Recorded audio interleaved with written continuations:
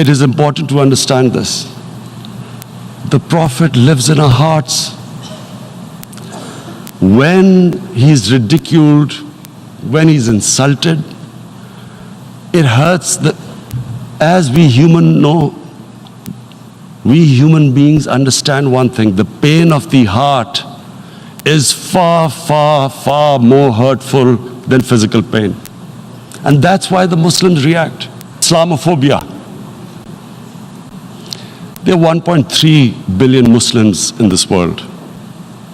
There are millions of Muslims living in other countries, European countries, in the US, as minorities.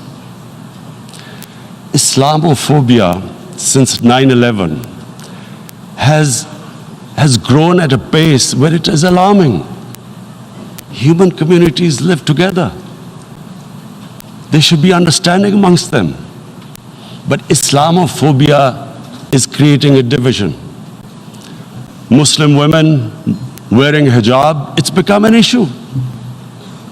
It's become an issue in some countries. Hijab is some sort of a weapon. A woman can take off her clothes in countries, but she can't put on more clothes. How is this happening? Because of Islamophobia. And how did this Islamophobia start? After 9/11. And why did it start? Because certain Western leaders equated terrorism with Islam. Islamic terrorism. Radical Islam.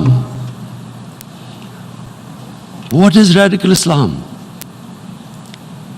There is only one Islam. And that is the Islam we follow of Prophet Muhammad sallallahu alaihi wasallam. There is no other Islam.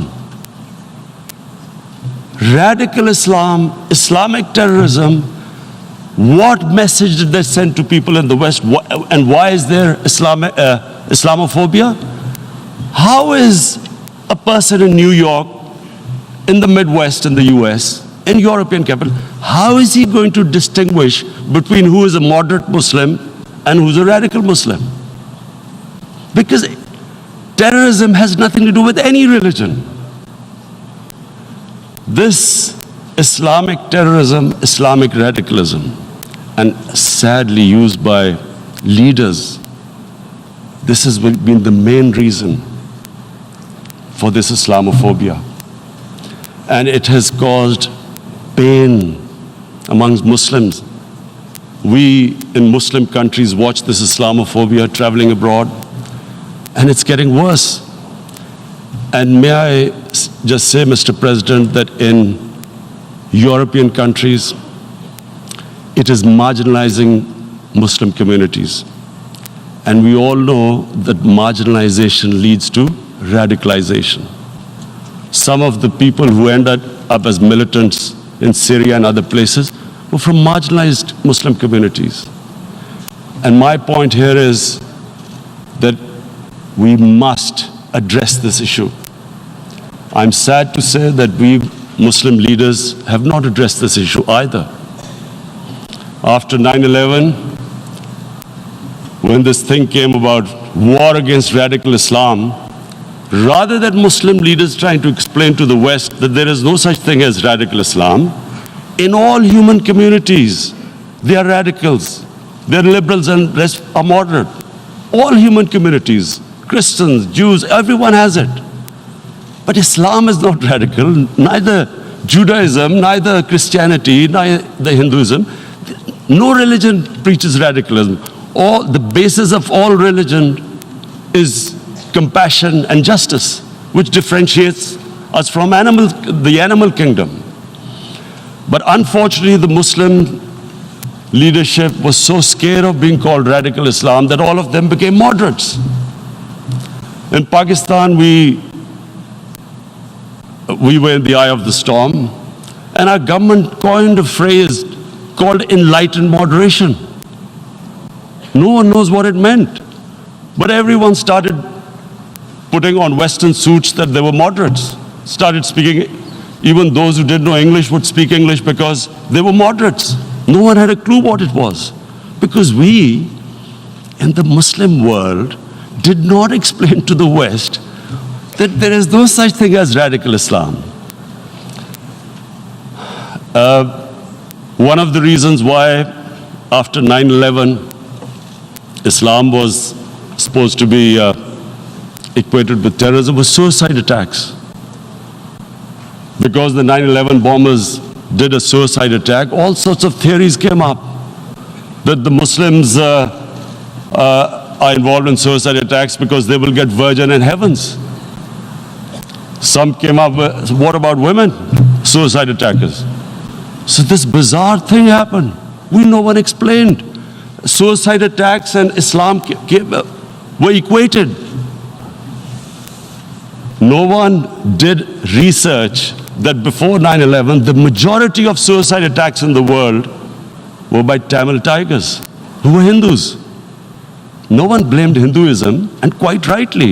What has Hinduism got to do with what desperate people were doing in Sri Lanka?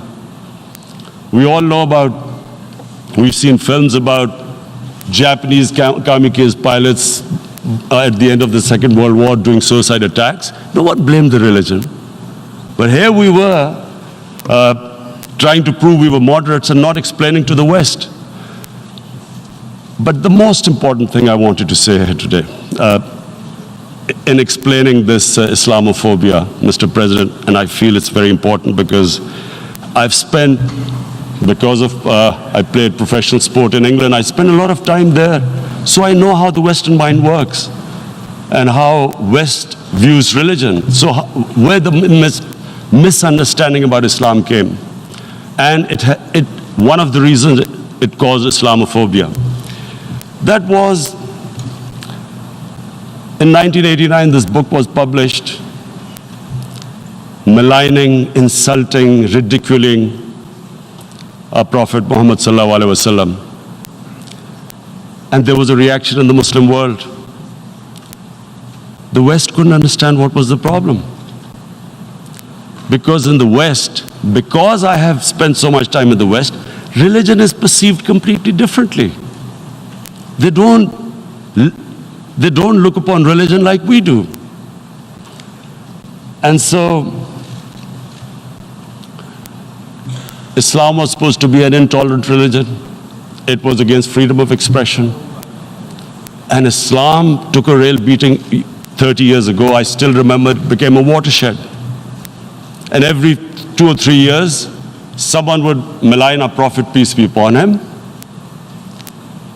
There would be a reaction by the Muslims. And again, it was Islam, an intolerant religion. Again, this time, I blame a certain section of the people in the West who deliberately provoked this, knowing the impact it would have. But the majority of the people in the West didn't understand. This is where, again, Muslim leadership let the Muslims down. We should have explained to them what our Prophet, peace be upon him, means to us. So in 1 minute, I'll try and explain what he means to us. Our Prophet was the witness to the divine book, the Holy Quran. The Holy Quran is the book of guidance for Muslims, and the Prophet's life was living the Quran. He was an example of what the Quran guided us to be. So he is the ideal we all try to get to. The Prophet created the state of Medina, the first state in Islam. That state was the basis of a Muslim civilization which became the predominant civilization for the next 700 years. And what was that state? I hear such strange things about Islam, that it is against women, it's against minorities.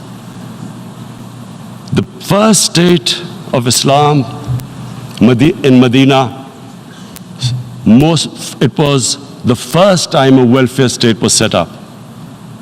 The state took responsibility of the weak, widows, orphans, poor people, handicapped. It taxed the rich, spent the money on the poor.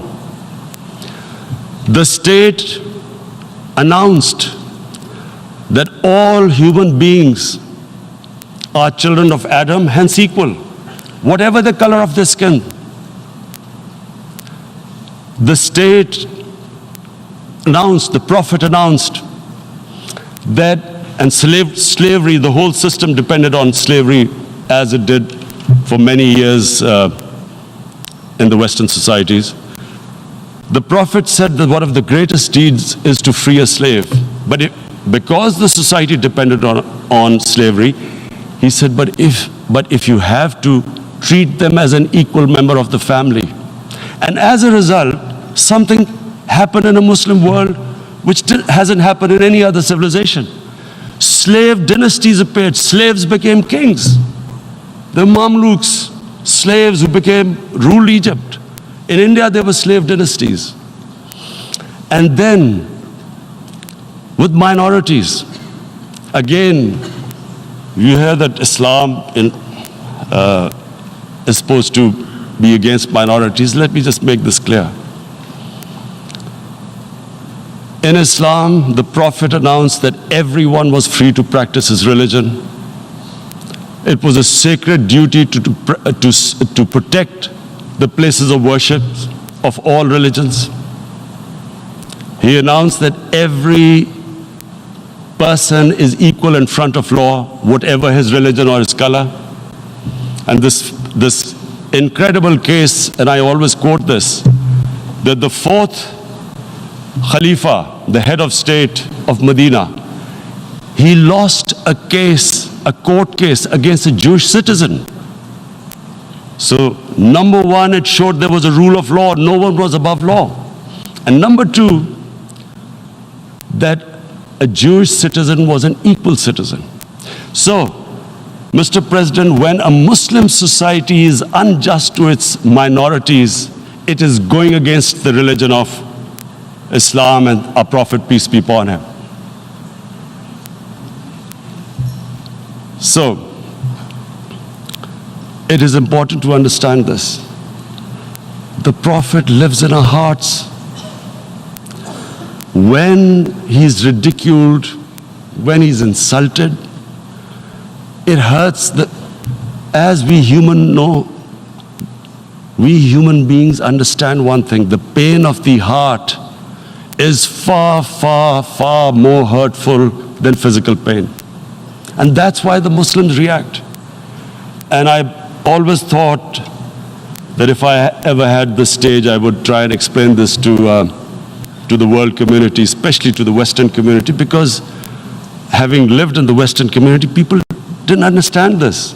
When I first went as a teenager to England, there was a comedy film on Jesus Christ. It's unthinkable in Muslim societies. So we need to explain that, look, in a human community, we must be sensitive to what causes pain to other human beings. We have, in the Western society, and quite rightly, the Holocaust is treated with sensitivity because it gives the Jewish community pain. That's all we ask. That do not use freedom of speech to cause us pain by insulting our Holy Prophet. That's all we want.